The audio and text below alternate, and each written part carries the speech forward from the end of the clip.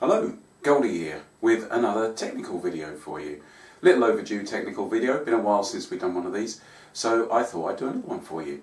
And funnily enough, I tend to do them when things need doing on my bikes, and something needs doing on my bikes right now.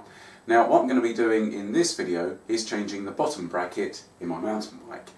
And this is something that I've done before. We've got another video on this already, but to be honest with you, that was shot a long time ago on a crap old video camera. The video quality wasn't good, the sound quality wasn't good, so I thought I'd bring it to you in glorious HD on this fine new piece of equipment that I have here. So, a bottom bracket. What is a bottom bracket? Well, if we zoom in on the bike, I'll show you. So, the bottom bracket lives right in here, in the bottom of the frame, and it connects the crank arms together. It's basically just a set of bearings that let your pedals spin round and keep everything moving nicely like that.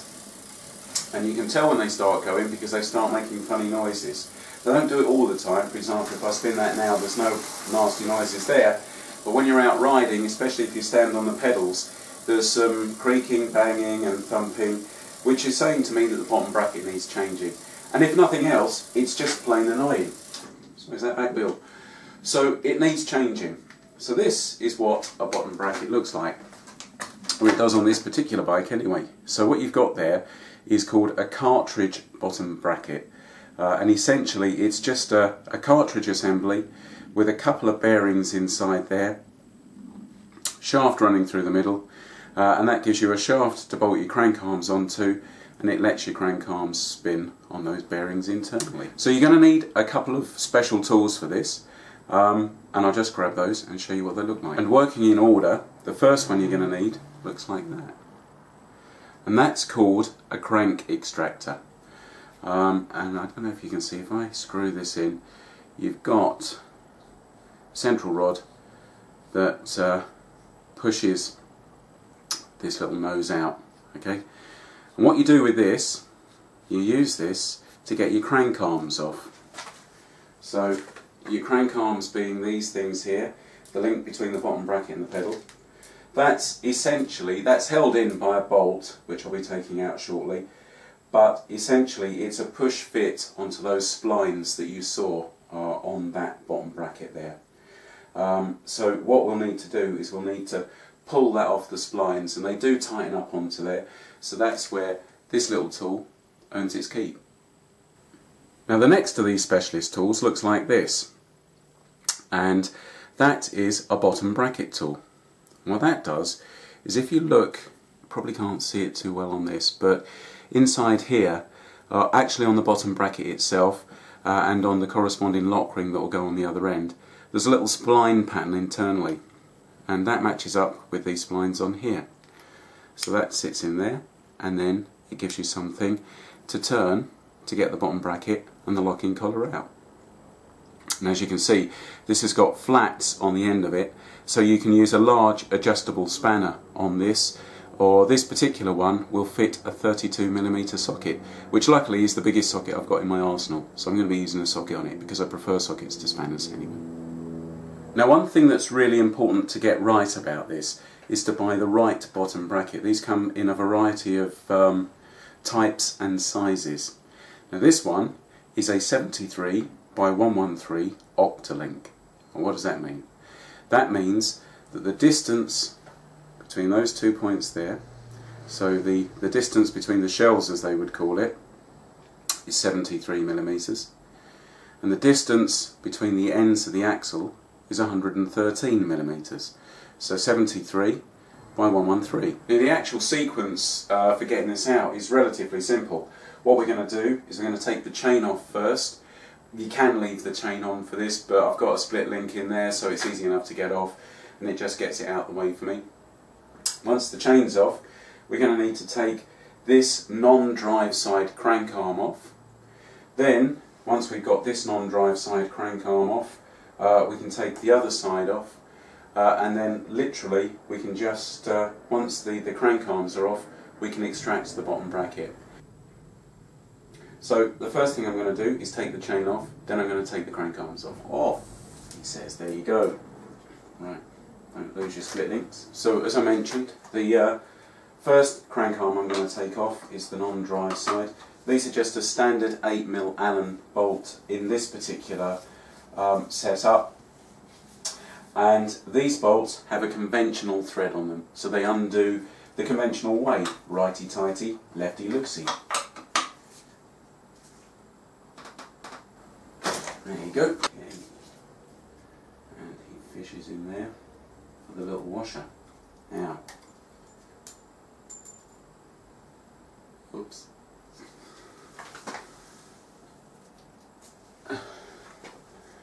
That little washer, as you can see I've just dropped it. Don't do that. Keep it with your bolt.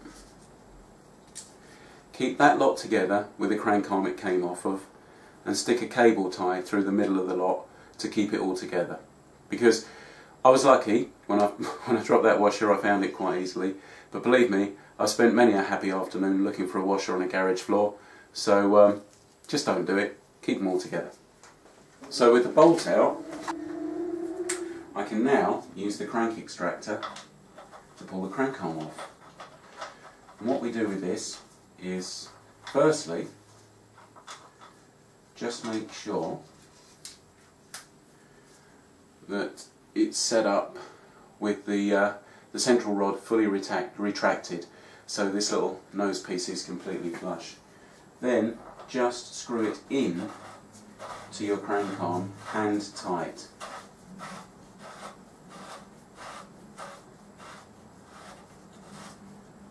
No tighter than hand tight, that's all it needs to be. And this particular one has an Allen bolt in the end that uses the same size Allen head as the bolt that was in there, 8mm. So I'm just screwing this in. Okay, get a bit of resistance there. So now, if we just keep turning, what we will find is that that will pull this crank arm off when it's coming out. There we go. Okay, so job done. So exactly the same on the other side to extract the crank arm. Now of course one thing that's worth bearing in mind is that when you take the drive side off, generally speaking, it will come with the chain rings. You will never get a better opportunity to clean those. So whilst that's off, I personally would get in there with a little brush, some degreaser, and just take the opportunity to clean those up thoroughly. So I'll be doing that before it goes back on. So with the crank arms out of the way, I can start removing the cartridge assembly, the bottom bracket itself.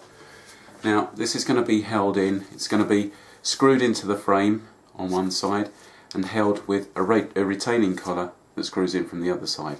So the retaining collar on this one comes in from the non-drive side, and the cartridge itself screws in from the drive side. You've got to be careful when you take these out, because on one side there is a reverse thread, which means that it unscrews the opposite way to the way that you would expect. So you find that on these the drive side has the reverse thread on it. The real easy way to remember is that to unscrew both the locking collar and the body itself, you just need to rotate towards the front of the bike, and if you do that you won't go wrong. So I'm going to do that now.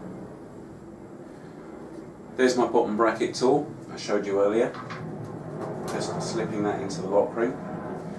32mm socket, I put it in a big breaker bar here just because I've got it, and as I say, unscrew towards the front of the bike. I think that one was a little tight. Let's see it starts going.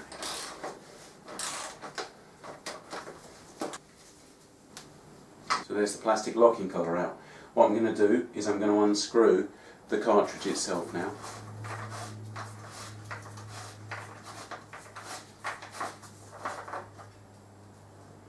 So there we have it. Now this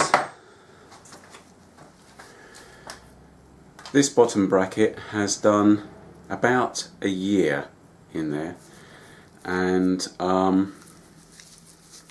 not in bad shape, I suppose, a bit of surface rust on it, but you can see it leads a hard life in the bottom of the frame there. Even more worryingly, I'm just going to zoom in on the frame and show you what the housing looks like. There's the inside of the bottom bracket housing in the frame. And as you can see, there's a lot of just general crap and horrible stuff in there. Now, if you want to know a good reason not to ride your best bike through winter, it's right there. It's not until you do a job like this that you see what toll riding a bike through winter and through mud and through water can actually do. So there we go. I've been in there with the WD-40 and some cleaning cloths. A couple of little blemishes that you'll never get rid of, to be honest with you, but the main thing is that all the crap's out of there and it's clean enough to put a new component back into. More importantly, the threads are clean. That really matters. So let's get the new component and start putting it all back together. So here's my new bottom bracket.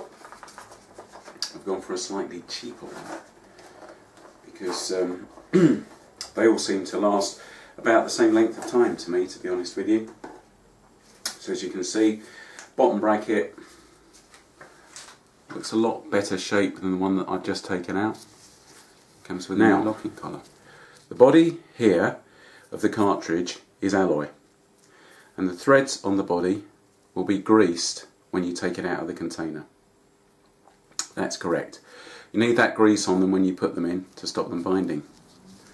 The locking collar, on the other hand, is plastic, and there is no grease on those threads, nor should there be.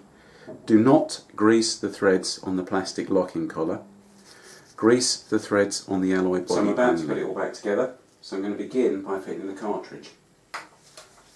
Goes in from the drive side, and as I say, remember that you unscrew this towards the front of the bike, so you're going to fit it by screwing it towards the back of the bike.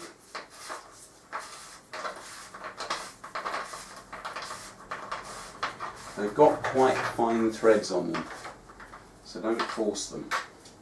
Okay, so that's home, that's fitted. Now I'm going to fit the locking collar.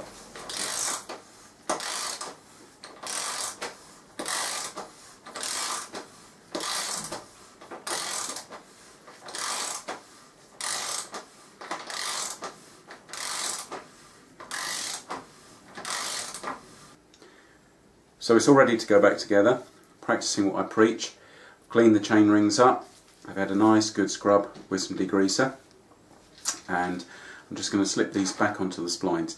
I've actually greased the splines on the new bottom bracket just to help this slip on.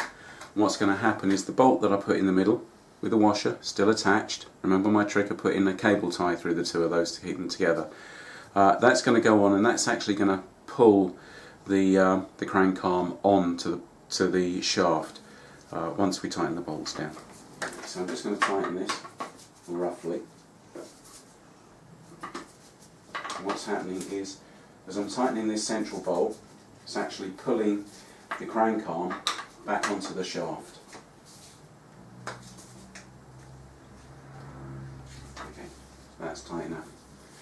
Now what I'm going to do is I'm going to fit the non-drive side. Now it seems obvious, but do make sure that you fit this at exactly 180 degrees to the other crank arm, because if you don't, pedalling's going to feel really weird indeed.